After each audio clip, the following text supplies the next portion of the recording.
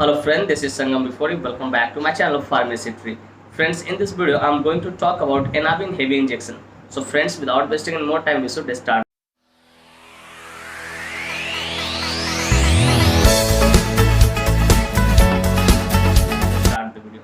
Friends, video को शुरू करने से पहले कुछ बातें मैं यहाँ पे शेयर करना चाहूँगा जो कि आपके लिए एक तरह से वार्निंग है।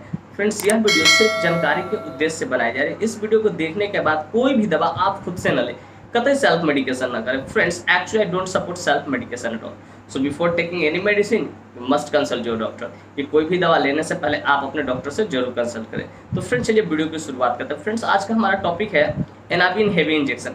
फ्रेंड्स, एनाबिन हेवी इंजेक्शन एक लोकल एनेस्थीसिया होता है।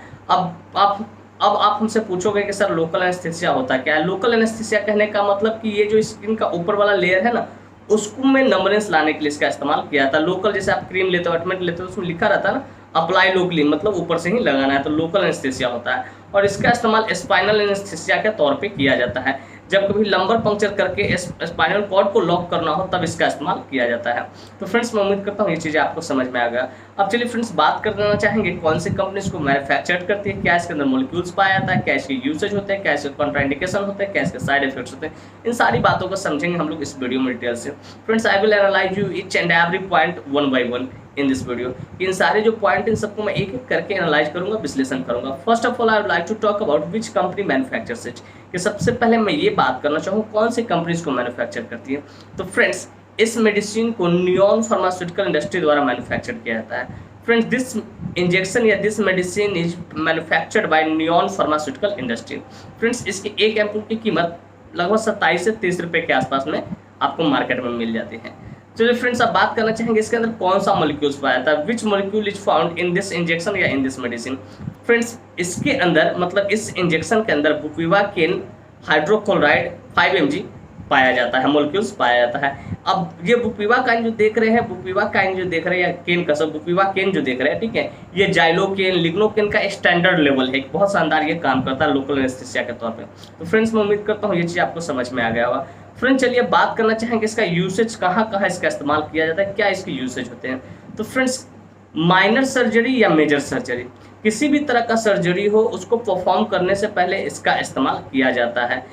और इसके बाद कहते हैं लंबर पंक्चर, कि लंबर पंक्चर करने के लिए भी इसका इस्तेमाल किया जाता है। लेकिन एनाबिन हेवी को देने से पहले स्पाइनल नीडल आता है जो लंबर पंक्चर करने का काम करता है, और उसी के माध्यम से लंबर पंक्चर होने जब करते हैं तो CSF फ्लूइड आता है, ठीक है, हल्का हल्का पीला टाइप का। उसके बाद ही हम एनाबिन हेवी इंजेक्शन को इंजेक्ट करते हैं। उससे क्या होता है, स्पाइनल कॉर्ड लॉक हो जाता है और नीचे कोई भी ऑपरेशन क्रिया कार्यक्रम चल रहा है, ठीक है, चीर फाड़ जो भी चल रहा है, उससे पेशेंट को थोड़ा सा भी एहसास नहीं होता है कि मेरे शरीर के नीचे क्या चल रहा है। तो वो स्पाइनल कॉर्ड को लॉक कर देता है। अगर यहाँ अगर मान ली किसी का एज का ऑपरेशन है, ठीक है, तो वो अगर बैक बोन में, अगर स्पाइनल कॉर्ड में जैसे ही स्पाइनल नीडल इंजेक्ट करके एनाबिन हेवी को देते हैं तो वो लॉक हो जाता है। उसके नीचे का अंश में पता ही नहीं चलता क्या हो रहा है क्या नहीं हो रहा, पेशेंट उठ भी नहीं पाएगा, उसे किसी भी तरह का दर्द का एहसास नहीं होता है। तो फ्रेंड्स, मैं उम्मीद करता हूँ ये चीज़ आपको समझ गया। फ्रेंड्स, इसका डेंटल प्रोसीजर में भी कभी कभी डेंटिस्ट द्वारा इसका इस्तेमाल किया जाता है। डेंटल प्रोसीजर कहने का अर्थ मेरा पर यहाँ पे यह हो रहा है कि दांत के जो डॉक्टर कभी RTC करते हैं, ठीक है, तो उसको ठीक करने के लिए, कभी को शून्य करने के लिए, नम्बनेस लाने के लिए इसका इस्तेमाल करते हैं डॉक्टर अपने अनुभव द्वारा, डेंटिस्ट। अब कुछ और इसका यूसेज, चलिए उस बारे में बात करें। फ्रेंड्स, इसका डायग्नोसिस प्रोसीजर में भी इसका इस्तेमाल करते हैं। कभी कभी मेनिंजाइटिस का पता लगाने के लिए, ठीक है, मेनिंजाइटिस का, एंसेफेलाइटिस का और स्पाइनल कॉर्ड में इन्फेक्शन किसी तरह का, तो उसका पता लगाने के लिए इसको क्या करते हैं, लंबर जो नीडल आता है, स्पाइनल नीडल जिसको बोलते हैं, उसके माध्यम से लंबर पंक्चर करते हैं और एनाबिन हेवी से थोड़ा सा खींचते हैं, ठीक है। उससे क्या होता है, उसमें जिसे CSF फ्लूइड को कलेक्ट करते हैं और उसको लैब में भेजते हैं ताकि पता चले कि इसमें किसी तरह का इन्फेक्शन तो नहीं ना। अगर इन्फेक्शन होगा तो पता चलेगा वो मेनिंजाइटिस का है या स्पाइनल कॉर्ड का है या एंसेफेलाइटिस का है। तो फ्रेंड्स, मैं उम्मीद करता हूँ इसकी यूसेज बहुत सिंपली तरीके से आपको समझ में आ गया होगा। अब चलिए बात करना चाहेंगे इसका मोड ऑफ एक्शन का। फ्रेंड्स, इसका मोड ऑफ एक्शन क्या होता है। फ्रेंड्स, इसका मोड ऑफ एक्शन बहुत सिंपल होता है। कहते हैं it blocks the transmission of pain signal from nerve to brain.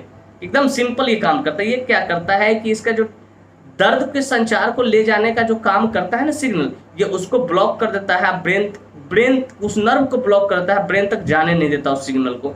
तो इसलिए लोगों को पेन फील होता ही नहीं कि शरीर में क्या हो रहा है। वो सर्जरी हो रहा होता है लेकिन उसे पता नहीं चलता। बस सिंपली ये समझ लो कि जिस सिग्नल से पेन जिस सिग्नल के माध्यम से आप आपके ब्रेन पेन को रिसीव करते हैं, न्यूरोट्रांसमीटर जिसको कहते हैं, उस सिग्नल को ये क्या करते हैं, ब्लॉक करते हैं, उस संचार को ही ब्लॉक करते हैं, जिससे पता ही नहीं चलता शरीर में क्या हो रहा है। तो फ्रेंड्स मैं उम्मीद करता हूँ इसका मोड ऑफ एक्शन आपको समझ में आएगा। अभी बात करते हैं कंट्राइंडिकेशन का। फ्रेंड्स हर मेडिसिन का कुछ ना कुछ कंट्राइंडिकेशन होता है, उसे जानना आपके लिए बहुत जरूरी होता है कि बिना कंट्राइंडिकेशन के जाने बिना चलाना मेडिसिन घातक साबित हो सकता है। तो फ्रेंड्स चलिए आइए इस मेडिसिन का, इस इंजेक्शन का कुछ कंट्राइंडिकेशन जानते हैं। फ्रेंड्स इसका पहला कंट्राइंडिकेशन है कि अगर कोई व्यक्ति अल्कोहलिक है तो उस पेशेंट को न दे ये इंजेक्शन, उस पेशेंट को न दे। दूसरा कहता है ब्रेस्ट फीडिंग मदर को भी इंजेक्शन न दे। उसके बाद प्रेग्नेंट लेडी को भी इंजेक्शन न दे।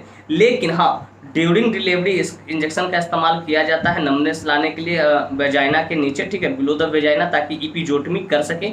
इपिजोटमी कहने का अर्थ होता है कि महिला का नॉर्मल डिलीवरी हो रहा है, बहुत ज़्यादा लेबर पेन हो रहा है, बर्दाश्त नहीं कर पा रही महिला, तो वहाँ पे बिलो द वेजाइना उसके कर्व, आप कर्व इपिजोटमी कर सकते हैं या स्ट्रेट इपिजोटमी कर सकते हैं। इपिजोटमी कहने का मेरा अर्थ यहाँ पर वहाँ पे थोड़ा सा इसको दे के इस इंजेक्शन को क्या करते हैं, चीरा लगा देते हैं, ताकि बेबी जल्दी से वेजाइना के थ्रू आउट हो जाए, ताकि महिला को पेन का एहसास कम हो। तो फ्रेंड्स मैं उम्मीद करता हूँ ये चीज़ आपको समझिए। उसके बाद कहते हैं अगर कोई व्यक्ति किडनी और लिवर डिजीज से सफर कर रहा तो उस पेशेंट को भी आप इसका इस्तेमाल न करें, उस पेशेंट पर भी इसका इस्तेमाल आप न करें। तो फ्रेंड्स मैं उम्मीद करता हूँ कंट्राइंडिकेशन आपको समझ में आ गया।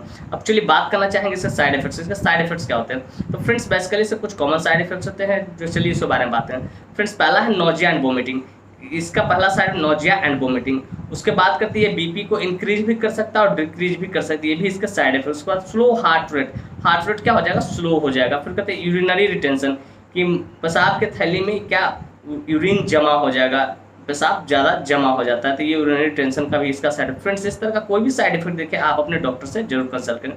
फ्रेंड्स चलिए डोज के बारे में बात करें। इसका डोज क्या होता है? फ्रेंड्स बेसिकली इसको तो रेगुलर नहीं लगाया जाता है, इसको SOS के तौर पे इस्तेमाल करते हैं कि जब जरूरत हो तभी इसका इस्तेमाल करते हैं लोकल एनेस्थीसिया करने के लिए। तो फ्रेंड्स मैं उम्मीद करता हूँ कि ये बहुत शानदार तरीके से आपको अच्छे से समझ में आ गया हो कि एनापिन हेवी इंजेक्शन का इस्तेमाल कब करते हैं, कहाँ करते हैं, कैसे करते हैं, क्यों करते हैं। तो फ्रेंड्स मैं उम्मीद करता हूँ कि वीडियो काफ़ी आपको इन्फॉर्मेटिव, इंटरेस्टिंग और दमदार लगे। फ्रेंड्स वाकई में मेरी वीडियो आपको इन्फॉर्मेटिव इंटरेस्टिंग लगी। If you find this video informative interesting, hit the like button, subscribe my channel and don't forget to share it with your medical friends and common friends. Thank you for watching this video. Bye bye, take care. फिर मिलते हैं next video में, तब तक के लिए स्वस्थ रहिए, मस्त रहिए, ख्याल रखिए अपना और अपने परिवार का। Thank you.